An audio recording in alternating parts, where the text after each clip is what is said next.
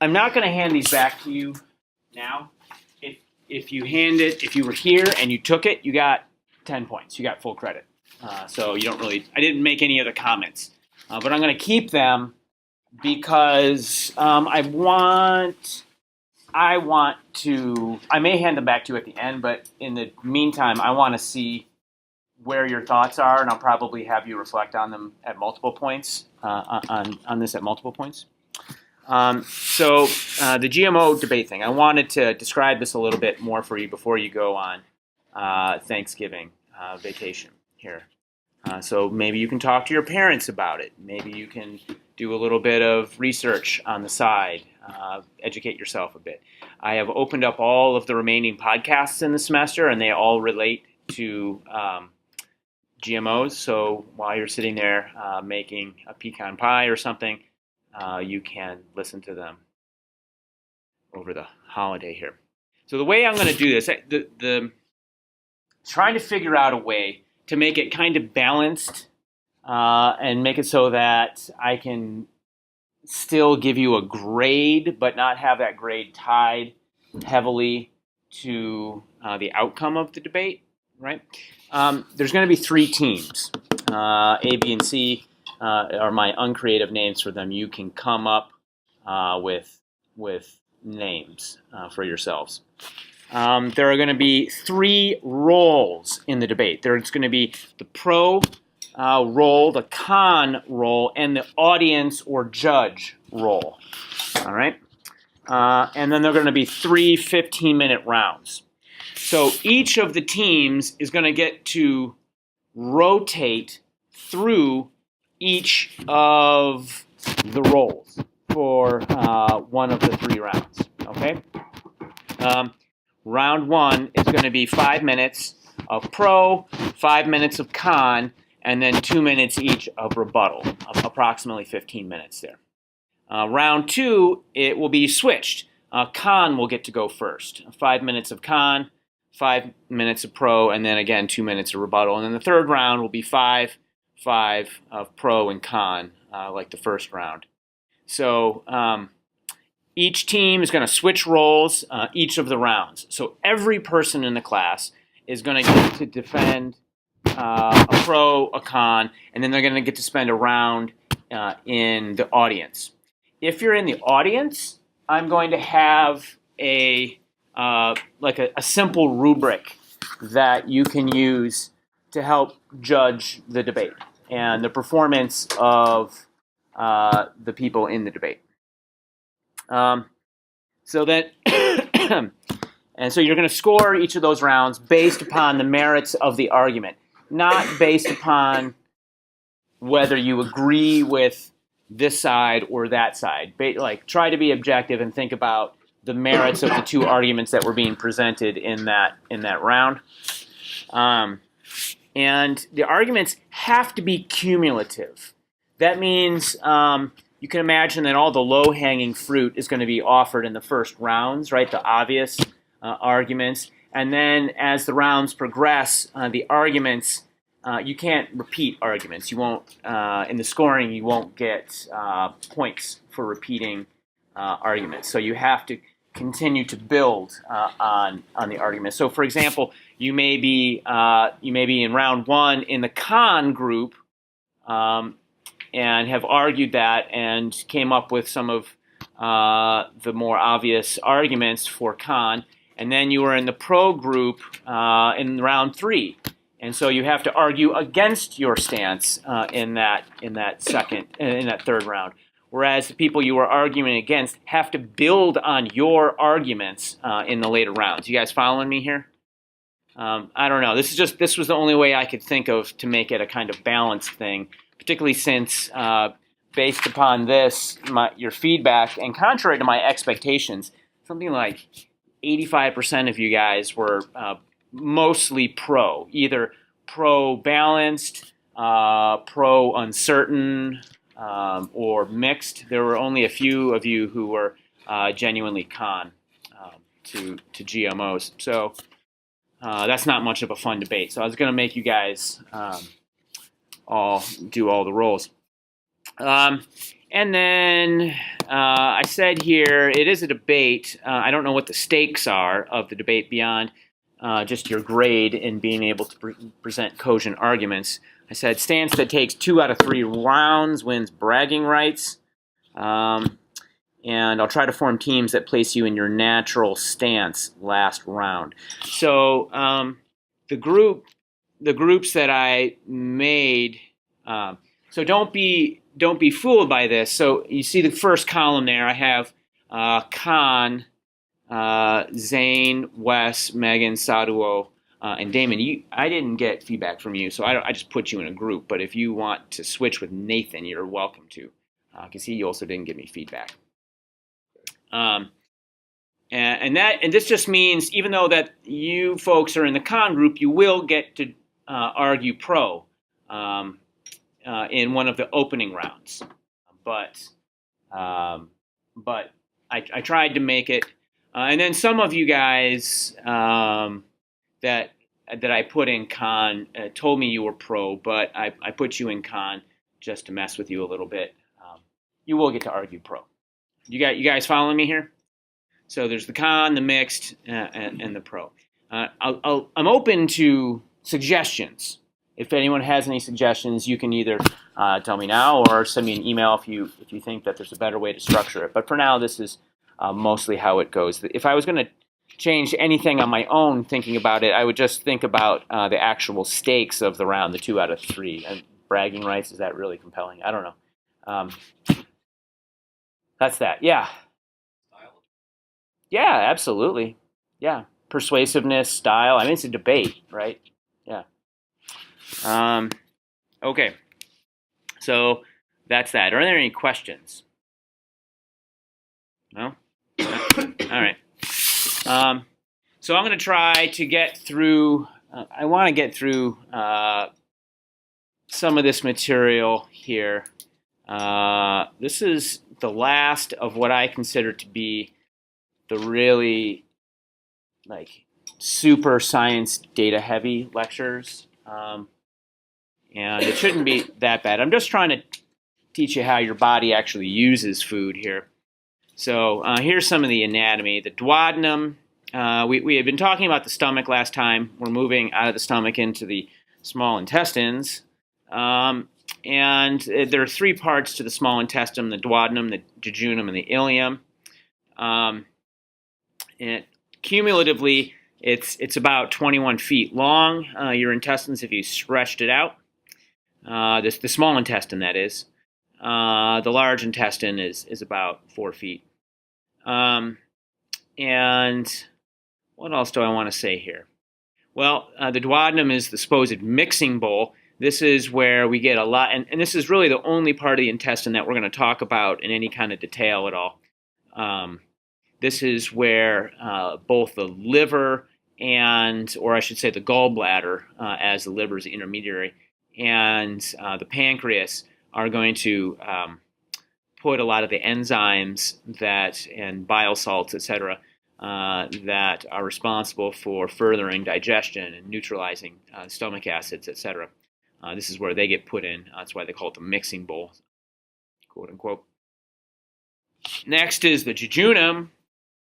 And once we've mixed all those enzymes into the duodenum, the jejunum is where the chemical digestion proceeds. And this is where we really begin the process of nutrient absorption. So both chemical digestion and nutrient absorption.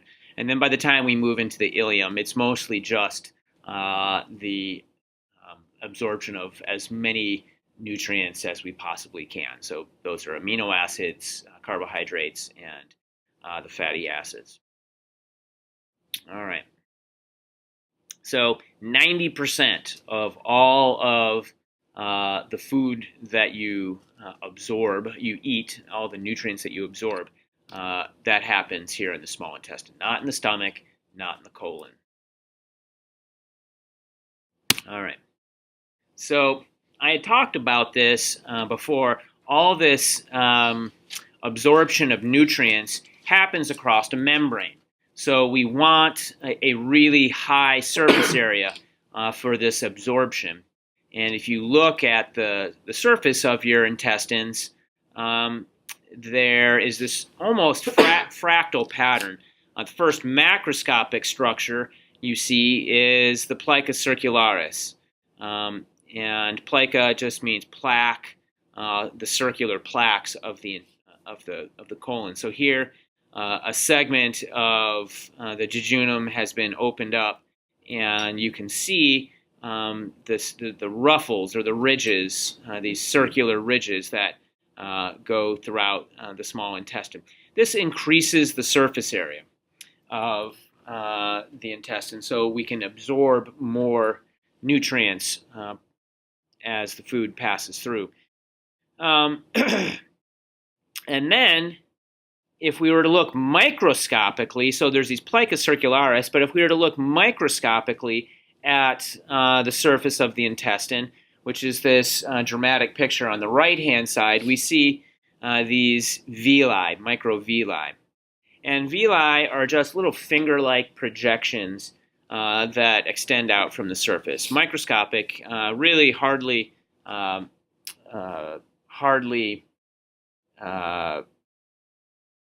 noticeable on I mean, they're going to give the intestinal surface, a texture to them, but you aren't going to be able to see them with the naked eye. And you can see food particles in and around them there. Yep. What are the ridges in the intestine? Increase the surface area for absorption. Oh, okay. Mm-hmm. Yep. So what was the? It's just like a tree. Okay, so you're tempting me to go off script. This is my own choice, not you, I guess. But one of the organizing, maybe this will help you look at the universe a little bit differently.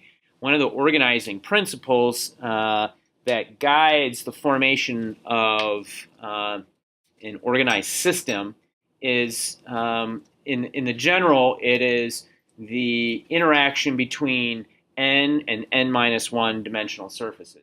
So I'll just say it. You can fit an infinite amount, in theory, you can fit an infinite amount of n-1 dimensional surface in a finite amount of n-dimensional surface. So, for example, surface area to volume. Surface area to volume. A tree occupies a finite volume, but with all these leaves on them, it's increasing its surface area, because that surface area is what is enabling that tree to do its photosynthesis. Whereas on the other hand, a bubble is a sphere because it's minimizing surface area to volume, because you have a minimal component, the emulsifier, the soap that's creating the bubble. You have a limited quantity of that, so you want to maximize the volume that limited surface area can encapsulate. And a sphere is the maximal amount of volume per surface area. So that's surface area is n-1, where n equals 3. 3 is three-dimensional, n-1 is 2. In that case, and surface area is two-dimensional. Everything, like snowflakes are maximizing perimeter to surface area. Snowflakes have a finite surface area, but they have their perimeter, which is a one-dimensional surface, goes towards infinity, etc. It's like that. It goes on and on. I could go a lot deeper into that, but you can think about it, those kind of relationships in the physical world, and it definitely guides the structure of your intestinal mucosa. Okay. Any questions on that one? Okay. Pancreas. The pancreas is a pretty incredible organ in the GI tract, probably only second to the liver in its power to amaze. It's really two organs in one. There are two distinct types of cells in the pancreas. There are the pancreatic islet cells, also called the islets of Langerhans. Maybe you've heard that term, maybe not. But the pancreatic islets, these cells are endocrine cells. An endocrine cell is a cell that secretes some sort of gene product, some sort of protein or whatever, and then dumps that or secretes that into the bloodstream. That's what endocrine means. It secretes something, a hormone or a protein of some type, into the bloodstream. That's endocrine. And the endocrine products of the pancreas are insulin and glucagon. We'll talk a little bit about insulin, less about glucagon, but they guide opposite parts of the feeding cycle. All right. The other type of cells in the pancreas are called the acinar cells, the pancreatic acini, and these are what are called exocrine cells. Exocrine cells put their gene products they can put them into a duct of some sort, or into the interstitial space, or onto the surface of the skin. So exocrine cells are going to secrete their products into a duct. And if you think about this, endocrine, endo means inside, endocrine cells are secreting their stuff into the body, into the blood, and exocrine are secreting their stuff outside of the body onto ducts. Even though it seems like these ducts deep inside your pancreas are not the outside of the body, if you were super teeny tiny, you could walk along that duct, come out the duodenal papilla, then walk up the intestines, up through the stomach, up the esophagus, and out of the mouth. So technically it is sort of the external surface of the body, even though it's inside. We are all just complicated tubes. Exocrine cells. So these pancreatic acini, they make about 1 liter of pancreatic juice a day. And this includes this laundry list here. So there's some pancreatic alpha amylase. This is the cousin of lingual or salivary amylase, the sugar cleaving, the starch cleaving enzyme that is in our saliva. There's also pancreatic lipase, whose job is to cleave triglycerides into fatty acids and monoglycerides. We've talked about that in the past. There are also ribonuclease and deoxyribonucleases. These are proteins, as you might intuit, their job is to take stretches of DNA and chew them up into little nucleotides. Instead of long stretches of DNA, that we get the single nucleotides out of. I haven't really talked about DNA much in here. I was hoping to a little bit before we head into before the GMO lecture, but we'll see what I have time for. DNA. And then there are proteases and peptidases, zymogens. And I think, have I talked about what a zymogen was already? I think I did last time. I touched the word. We're going to come back to it, don't worry. But the zymogens are basically inactive proteins. They're going to get activated. And so proteases and peptidases break down proteins into smaller structures, peptides and amino acids. All right, all of that comes out of the pancreas. So for the moment, we're only going to concern ourselves with the acinar cells, the pancreatic acini, the exocrine cells, and their production of pancreatic juice, which gets squirted through the duct, the pancreatic duct, into the duodenum, the mixing bowl of the intestines.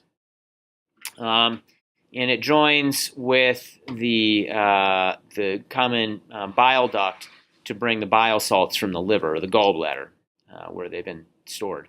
I put a picture of insulin up there just because it's such a beautiful molecule that is so important. But we'll come back to insulin later. Questions on what the pancreas is doing in the party here? All right, so let's get into it.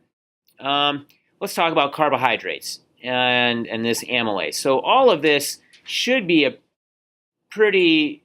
I haven't gone over this with this picture up here with the pancreas, but this should not be a new concept to you. The ability of amylase to break down starch into the disaccharides and monosaccharides. So starch comes in from the stomach, this amylose fragments. These are going to be long chains of alpha-1,4 glucose. And then the pancreatic amylase gets squirted out of the pancreas.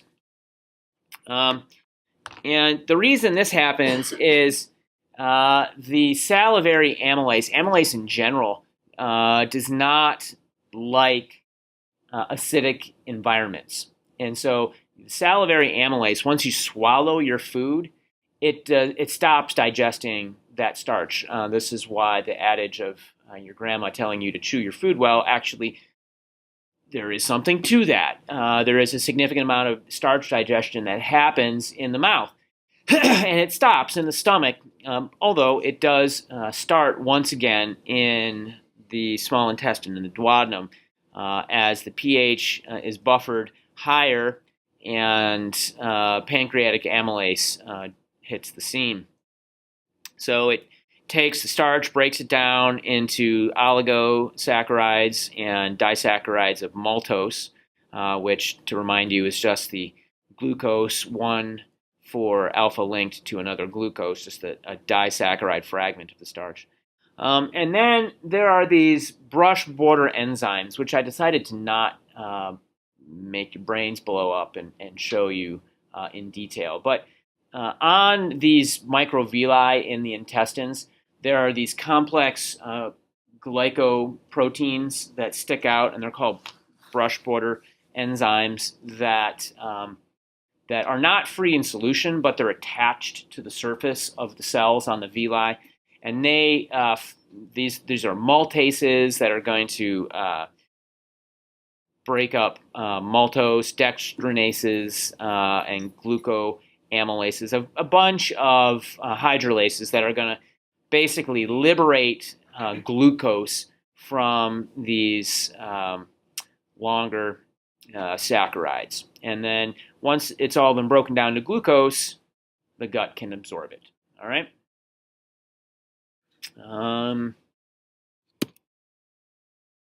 So that's carbohydrates. That should be a pretty new story. Now I'm going to talk about proteins. But to talk about how we digest proteins, I got to talk about how to get the enzymes in gear to digest proteins. The major player here is a protein called trypsin. Trypsin is a protease that is going to break proteins down. But the pancreas does not produce trypsin. It produces an enzyme called trypsinogen. Now, the name of any protein, when you hear a protein that has this O-gen on the end of it, that is a protein that is not active. It doesn't do what it was made to do. And that's because it has a little regulatory peptide attached to it. Part of the chain blocks the active site, all right? Or maybe causes it to not fold completely or something like that. There's different ways that they work.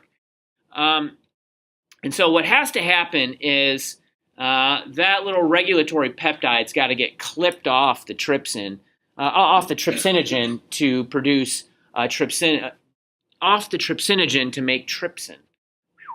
So trypsinogen itself is 229 amino acids long. Trypsin's 223. There's 6 amino acids as a tail on trypsinogen that need to get clipped off to provide the active trypsin.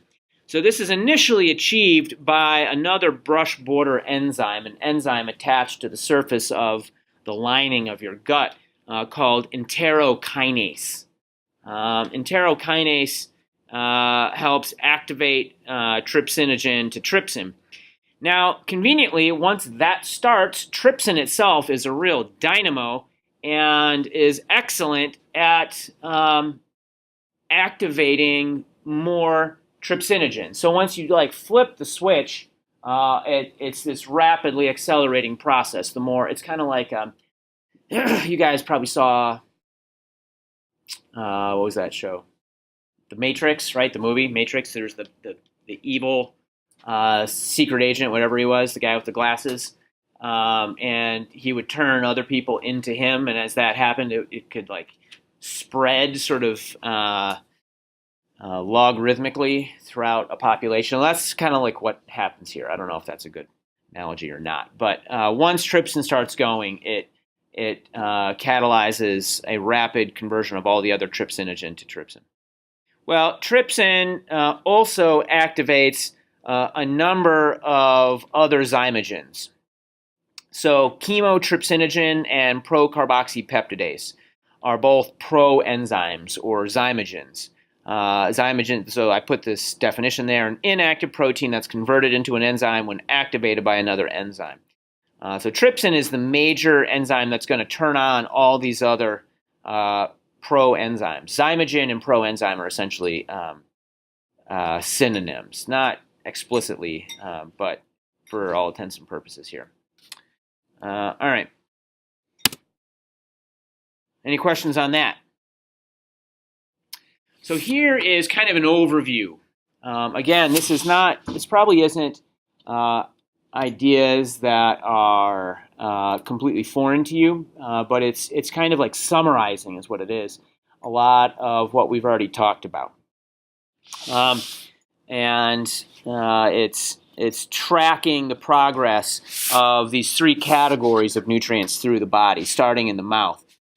So carbohydrates, we eat the carbohydrate. Salivary amylase starts breaking the starch down right away. And then the disaccharides and trisaccharides enter the stomach. Some starch passes through the stomach untouched because the salivary amylase is deactivated there because of the pH. Gets to the small intestine, and the pancreas produces some more amylase, which breaks it down further to di and trisaccharides, comes in contact with the other enzymes, the brush border enzymes that I talked about, the lactase, maltase, and sucrase. That gives us a bunch of glucose, which is then absorbed by the enterocytes of the intestinal lumen. These monosaccharides are then pumped into the blood, straightforward. Okay. Lipids. So we went through the process of how we absorb lipids in pretty great detail, and this is kind of a simplification of that. We have lingual lipase in the mouth that breaks down triglycerides into free fatty acids, and then that passes right through the stomach into the small intestine, where we have more pancreatic lipase and the bile salts from the liver, and this gives us the emulsification droplets, which then form the micelles, and those free fatty acids are spun off the tiny micelles, absorbed into the intestinal mucosa or the enterocytes, which are then repackaged into chylomicrons and pass out of the enterocytes into the lacteals of the immune system and pass eventually into the blood, as per that other diagram I showed you a while ago. Finally, proteins. You eat some proteins, have a nice power bar, some steak, tofu, and pepsin. We begin to digest proteins in the stomach with pepsin. Initially, it comes in as pepsinogen, but the HCl, the hydrochloric acid in your stomach, activates pepsinogen to pepsin, and pepsin cleaves the proteins into polypeptides. By the time they get to the small intestine, there's a host of other proenzymes and zymogens that turn on to break it down further into the short peptides and amino acids, which are going to be broken down by dipeptidase. Dipeptidase is another brush border enzyme, which is going to break the short peptides, the dipeptides, into single free amino acids. These free amino acids are what are going to be absorbed by the enterocytes and then passed directly from them into the bloodstream, like the carbohydrates. So carbohydrates and proteins are fairly similar. Lipids have to go through a different process, essentially.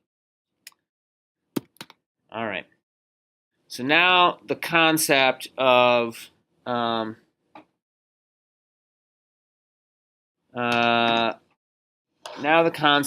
absorptive and post-absorptive states. So an absorptive state is simply a time when you're eating or have just eaten, and there is food in the stomach. Your body is actively absorbing nutrients. All right, so nutrients are being absorbed into the body either through the enterocytes or through the lacteals. All right, that's the absorptive state. And the body, during this time, our blood sugar is going up. It's being fed by the gut, by the nutrients that are being absorbed. And the primary fuel for the body at this point is glucose in our blood, the glucose that's being absorbed. The post-absorptive state is when we're not actively absorbing nutrients in the gut. All right, so the name's pretty descriptive. And I should have said this too. In the absorptive state, and we'll get to what I had touched on these definitions many lectures ago, but we're going to talk about them again in a couple slides. During the absorptive state, you're going to have more anabolism than catabolism. So the cellular processes that your body is going through, you're building things. And anabolic processes are processes that build muscle, fiber, proteins, whatever it happens to be. During the absorptive state, that's an anabolism is higher than catabolism. In post-absorptive state, the opposite is true. Catabolic processes exceed anabolism, and we'll see what this means in more detail in a bit. When we're post-absorptive, our body is running off of two sources of energy. This is glycogen that we've stored up, that we've made and stored up in the liver and our muscle cells during the absorptive state, and fat. These are the two sources of energy. If you are supremely nutrient deprived, you can also begin to burn protein, but you definitely do not want to be doing that. Okay, so the diagram on the bottom sort of shows you the two different, and this should make sense to you. You know, you're in the absorptive state during the day when you're active, your body's building things, you're eating food. So your glucose, lipid, and amino acid levels are all high at 8 a.m. after a good breakfast. They decline until noon. Then we eat, pump them back up. There's a little bit of time in the middle of the day and right before dinner when you're actually post-absorptive. You're not really absorbing food any longer. And those brief periods of post-absorptive state are what stimulate hunger. That's how you become hungry in the middle of the day. Your body has to switch to a post-absorptive state for you to say, oh, it's time to get some more food on. So there's brief windows of post-absorption during the day. And then by bedtime, your body switches over to a fully post-absorptive state. Not such a big deal. We're not burning a whole lot of energy, right? So the glycogen reserves that we've stored during the day, or if you're fasting or something like that, the small amount of fat that it takes to keep you alive at night is yeah.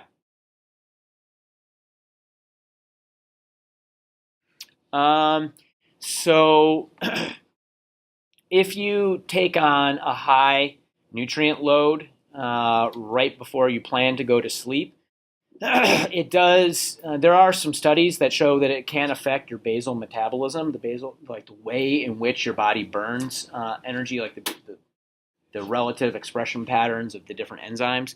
The current thinking in nutritional circles is that it is to tune your metabolism ideally. People should have a 12-hour period in the day during which you are not eating. So that means if you ate dinner at 8 p.m., don't have breakfast before 8 a.m., or 7 p.m. was your last food, don't eat anything before 7 a.m. again. That's a guideline. It's not like some deep, rule or whatever. But yeah, it certainly could affect the way you sleep, depending on the content of the food as well, because it relates to the autonomic nervous system as well, which I don't want to get into too much. But did I answer your question, more or less? Yeah. Okay. Any other questions? This is all interesting stuff. I'm happy to talk about it much more, but I'm just sort of like glossing over some of it. All right. So what are our cells actually doing with all this and the whole notion of anabolism and catabolism again? So there's all these molecules that I just showed you that our body absorbs, the amino acids, the lipids, the simple sugars, and then our cells are going to absorb them, and they enter what's called the nutrient pool. These are the simple, small organic compounds, the simple sugars, the amino acids, and the lipids. They enter the nutrient pool in our cells, and then a couple different things can happen from there. They can either go through anabolic processes and get incorporated into larger structures in the cell. Maybe they can go make glycogen, or maybe they can be used to make proteins somehow, larger proteins, or maybe they're going to be assimilated to make lipid micelles, vesicles in the cell. Whatever it is, to serve the processes of maintenance and repair, growth, secretion, stored reserves, all those things I list there. Nutrient pool can also go the other direction. We can use them to generate energy for the cell. So we can either build things out of them or we can burn them.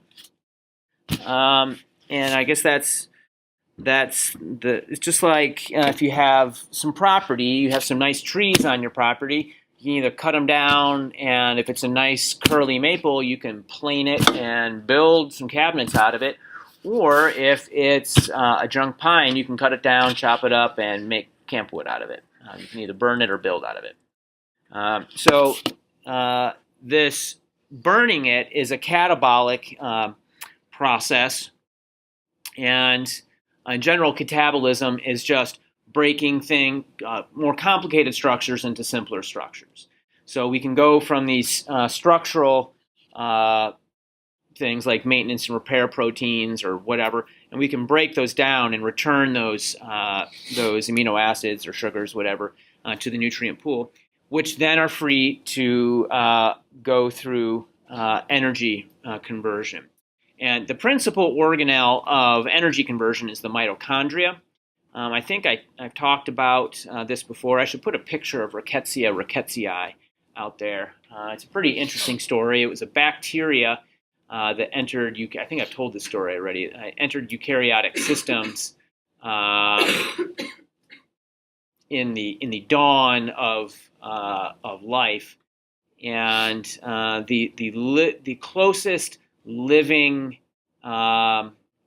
organism that we know that's related to the mitochondria is Rickettsia rickettsii. It's a bacteria it's one of the bacteria that infects ticks, I believe. You find rickettsia in ticks. But all right. So the energy from the burning of the simple sugars, mostly, or lipids, in the mitochondria, about 40% of the chemical energy that is stored in those bonds, that carbon-carbon bonds, is used to make ATP. And we'll see a picture of ATP in a bit. We use ATP to do everything. Inside the cell, it is the currency of energy. Like any process that needs energy is getting that energy from ATP. It's kind of like, imagine, like a glucose molecule would be like a $100 bill or something. Not even that, like $1,000 bill. And ATP is like the $20 bill. You want to go to lunch, you bring, a 20 with you. But you go to the bank and get a $100 bill, and you can break it down into 5 20s and use it for different things. It's hard to go to like a hot dog stand with a $100 bill or whatever. You guys follow that? Pretty straightforward. The other 60% of the chemical energy that's stored in those bonds, that's evolved as heat. So when you burn the fuel that you eat, you heat up. Anybody who's ever exercised, which is all of us, knows that. So it's actually most of the fuel that you burn through the food that you eat is not actually stored as chemical energy in ATP. Most of it's evolved as heat. Despite all that, it's still a remarkably efficient process. All right. So let's look a little bit more closely. This is still an overview, but we're zooming in just a bit. I know this may look a little complicated, but it's remarkably simplified. If I were to show you all the steps here, it would be more than you'd want, I'm sure. So again, we have this nutrient pool of the fatty acids, the glucose, the amino acids, and then the structural level above it of the larger structures, triglycerides, glycogen, larger proteins. So that's getting up there. That's a anabolic process. And then going down from the nutrient pool, we can break all of those compounds down into small carbon chains. You may remember that I talked about something called acetyl-CoA at one point. Acetyl-CoA, pyruvate and acetyl-CoA are those principal small carbon chains. They enter something called the tricarboxylic acid cycle, also known as the citric acid cycle. Vitamin C is another name for that. These small carbon chains go into the mitochondria and go through two different cycles. One of them is the tricarboxylic acid, which produces a bunch of coenzymes, these small molecules that drive something called the electron transport chain. We will not look at that in any kind of detail. But the electron transport chain is going to absorb oxygen and kick out water and ATP. It's going to convert ADP it's going to stick a phosphate on it and make it into the higher energy ATP. So on the left, you see a model of ATP, and the arrow is indicating the bond that would get hydrolyzed in ATP to release energy, making it ADP. But going in the other direction, the electron transport chain of the mitochondria adds a phosphate group to ADP, making the higher energy ATP for us to use in our cells. All right. Again, any questions about that? All right. So here's all of it all together parsed in the language of catabolism and anabolism. Again, kind of the same thing that I've been showing you the last three slides. I'm adding just a little bit more detail, Pretty much the same thing. We have the nutrient pool in the middle. Above it, we have all those structural components. And then below it, we have the energy production through catabolism.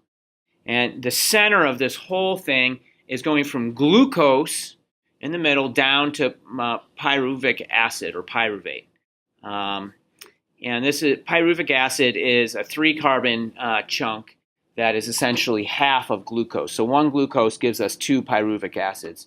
And going down from glucose to pyruvic acid, we call that process glycolysis. Glycolysis is the center of metabolism, and there's about a dozen different steps in there, chemical steps, transformations that I'm not going to show you to get from glucose to pyruvic acid. A real biochemistry class would go into that in more detail.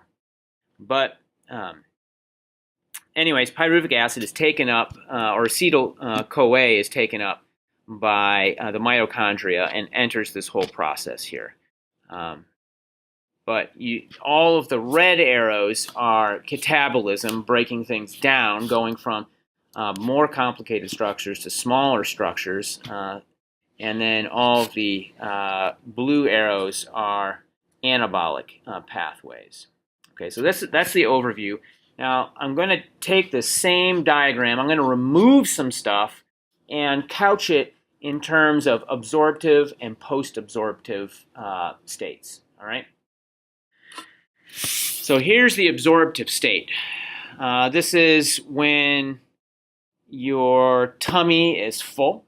You've just had your absorbing food throughout the morning, and the pancreas has produced insulin.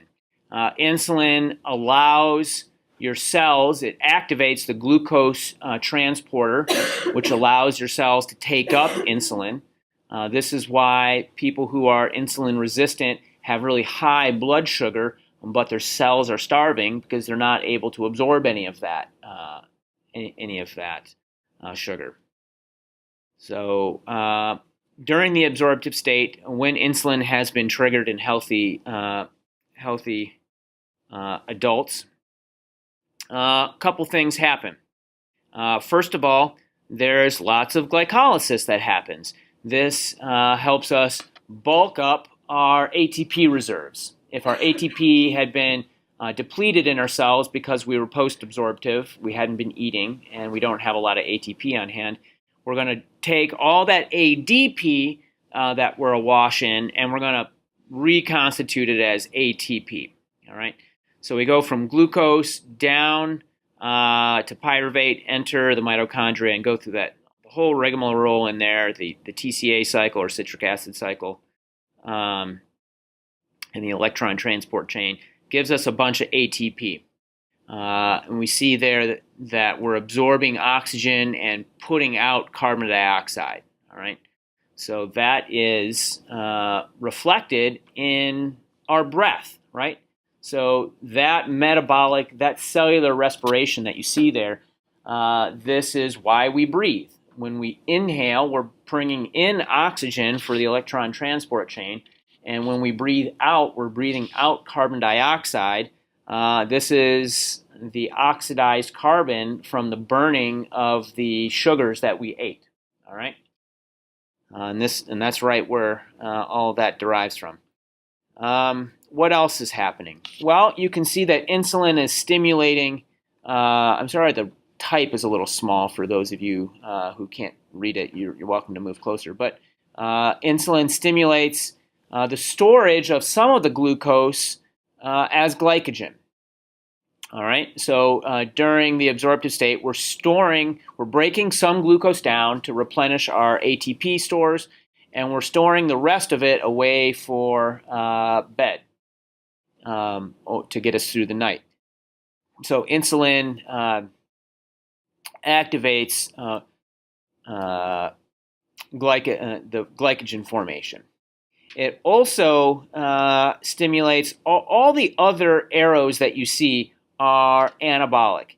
So during this, some glycerol shunts off of glycolysis, and we store some, and also the acetyl-CoA under the influence of insulin comes out of the mitochondria and forms fatty acids, and all of that gets stored as triglycerides. So we're forming triglycerides. We're also taking pyruvate, converting it to an amino acid, and then making various proteins out of it under the control of insulin and a host of other enzymes.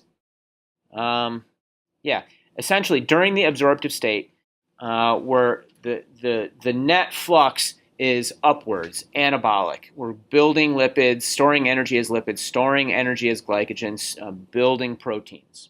Okay? And then the post-absorptive state. This is when you're sleeping. And essentially, the reverse happens. We start breaking lipids down. We start breaking glycogen down underneath the effects of glucagon. We start breaking proteins down into amino acids, shunting pyruvate into the TCA cycle. But we're also taking a lot of pyruvate and ramming it in the opposite direction to produce glucose. Because now, instead of absorbing glucose from the blood, we're exporting glucose into the blood that has been stored either as glycogen or it's going through pyruvate from the lipids to form gluconeogenesis, go through gluconeogenesis or new glucose genesis formation. the formation of de novo glucose in the cells. That'll go into the blood and keep your blood sugar stable as you sleep. One thing that I want to point out here is acetyl-CoA can go on this pathway on the bottom. You see on the very bottom there, it says ketone bodies. Ketone bodies are a category of compounds. You see a number of them listed on the right-hand side there. Those are all ketones. Ketone bodies can be used by the brain instead of sugar. You can use them instead of sugar. And they're coming off of acetyl-CoA, which is one of the principal breakdown product of fatty acids. All right, so that's essentially where we are. I'll pick up with ketone bodies. I have like 2 more slides on this when we return from break. But that's pretty much that for metabolism. All right? Enjoy yourselves. Get some rest.